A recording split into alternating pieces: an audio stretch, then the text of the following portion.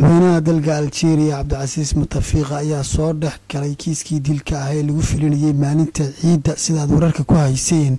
madaxweynihii hore ee dalka Masar Maxamed Mursi oo ahaa madaxweynihii ugu horeeyay ee dalka Masar la soo doorto si xor ah ayaa waxa militarigu ka tuureen xukunka iyagoo muddo ku hayay xabsi.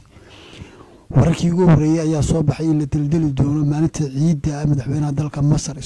madaxweynihii hore dalka Masar Maxamed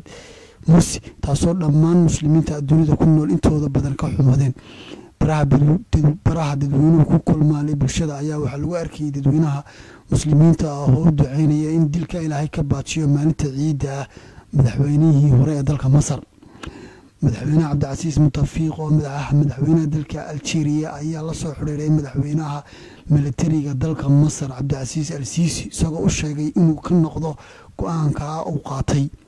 go'aankaas oo ku sheegay inuu dadweynaha muslimiinta khalkhal ku beeri doono isla markaasna ay heli doonaan kooxaha qalalaasaha wada iyo kooxaha argagixisada ah taageero fara badan oo ay ka helaan dadweynaha muslimiinta. madaxweynaha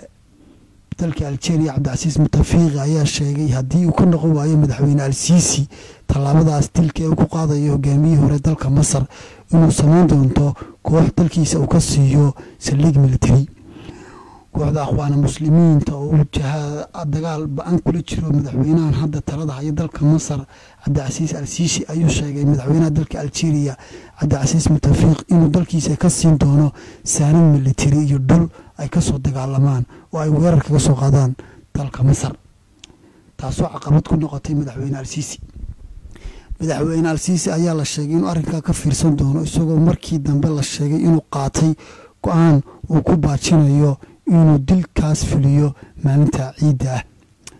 dhinaca kale dowladda Qatar iyo dowladda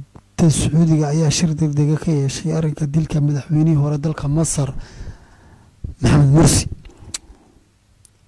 wasiirka arrimaha dibadda ee dalka Qatar ayaa sheegay inuu siin doonaan magangeliyo isla markaasna ay Masar ku qancin doonaan in dalkooda loo soo wareejiyo madaxweynihii hore ee dalka Masar si ay ugu maxkamadeeyaan haddii lagu helo wax dambiya haddii kalena ay u siiyaan magangeliyo siyaasadeed. dilkan daldalaada ee lagu qaadayay madaxweynaha dalka Masar ayaa ahaa mawduucii ugu fara badnaa ee warbaahinta caalamku ay ka hadlaysay toddobaadyadii lasoo dhaafay